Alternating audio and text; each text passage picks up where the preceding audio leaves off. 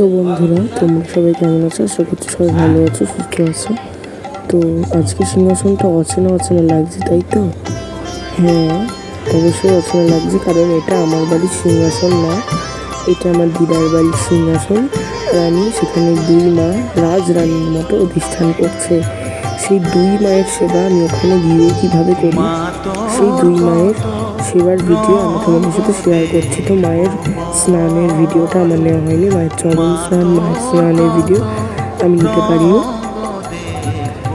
তো তাই সিঁদুর দান থেকে শুরু করছি। দেখো, এখানে মাকে আমি সিঁদুর পরিয়ে দিচ্ছি।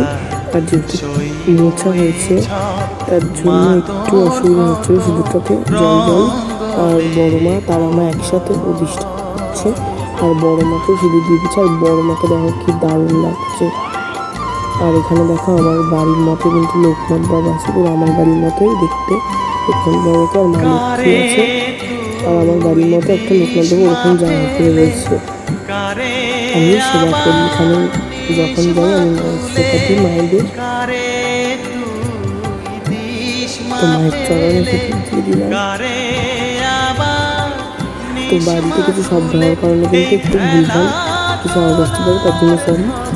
তো দেখো, এখানে আমার দিদিদের বাড়িতে কত ফুল ফোটে। আমাদের ওখানে তো এত ফুল ফোটেই না, প্রতিদিন এত ফুল ফোটে। আর মায়ের চরণে এত ফুল আর এত জবা ফুল, বললো সেই নাকি 25টা জবা ফুল ছিল। আর তার জন্য মায়ের চরণ থেকে শুরু করে জবা ফুলটা দেওয়া। মাকে বড় মাকে দিই জবা ফুলটা। কি সুন্দর জবা ফুলগুলো, তাই না? লক্ষ্মী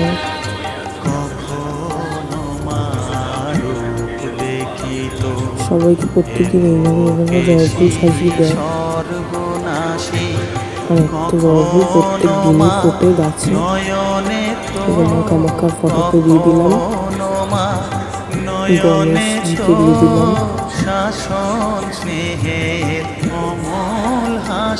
আর দেখো আমি কি করবো বলো তো, আমি এখন একটা মালা গাঁথবো, তার জন্য তোমরা হয়তো বুঝতেই পেরেছো। আর এখানে মাকে তো দেওয়া হয়েছে, এবার আমি মালাটা গেঁথে নিয়ে তোমার সাথে দেখা করতে চলো। এই দেখো মালা গেঁথে, মালা একবারে মাকে আমার পরিয়েও নেওয়া হয়ে গেছে। এত সুন্দর লাগছে, দেখো মনমোহিনী মা আমার সোনা মা, তারা সুন্দরী, বড় মা সুন্দরী মা, এত ভালো লাগছে। আর বড় মাকে তো আরও সুন্দর লাগছে। একটা জবা দিলে মা সন্তুষ্ট, আর একটা জবাতেই মাকে সুন্দর লাগে, তাই না? এত ভালো লাগছে এবারে। আর দেখো আমি সবাইকে পুরো ফুল দিয়ে সাজিয়ে নিয়েছি। আর এবার সবাইকে ভোগ দেওয়ার পালা। অল্পটাই সুন্দর করে সাজিয়ে নিয়েছি, মায়ের অঞ্জলি দিয়ে দিচ্ছি। এবার মাকে, তারা মাকে কিন্তু বড় গ্লাসে দেওয়া হয়, আর এখানে জায়গাটা কম, তার জন্য এখানে 3টে বাটা দেওয়া হয়। মা ঠাকুরদের খাওয়ার জন্য 3টে থালাতে দেওয়া হয়। আর দেখো মাকে কি সুন্দর লাগছে। আর এখানে ভোগ দিয়ে দিয়েছি, ভোগে দিয়েছি নকুলদানা, কারণ এখানে নিত্যদিনের ভোগে নকুলদানাই দেয়। আর এখানে দেখো মায়ের ভোগে ফুল দিয়ে দিতে হয়, মায়ের ভোগে তো ফুল দিতে হয়, শুনেছি এটা আমি। সবার ভোগেই দিয়ে দিচ্ছি, মাকে শুধু মায়ের ভোগে কেন দেবো, তাই না? আর জল শঙ্খটা ওখানে সাজিয়ে নিয়েছি। আর মায়ের চরণে বাকি ফুল আমি দিয়ে দিলাম। এবার মাকে আরতি করার পালা। আমি এরকমভাবে আরতি করি। মায়ের চরণে ধূপ দেখিয়ে দিলাম।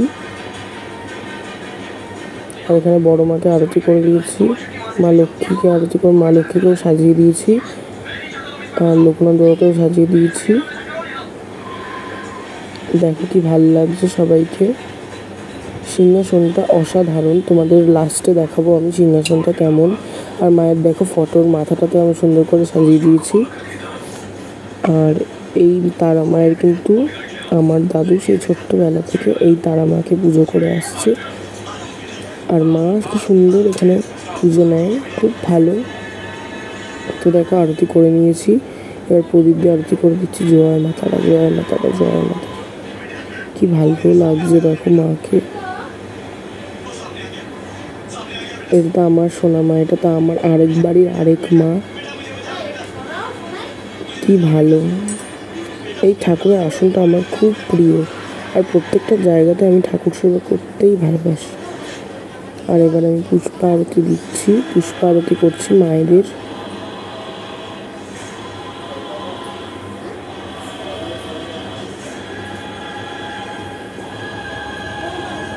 তো ফুলটা এবার আমি মায়ের চরণে দিয়ে দিচ্ছি।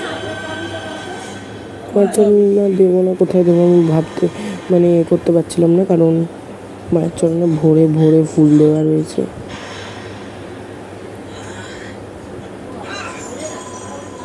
আর এখন আমি জল সংখ্যা আরতি করছি।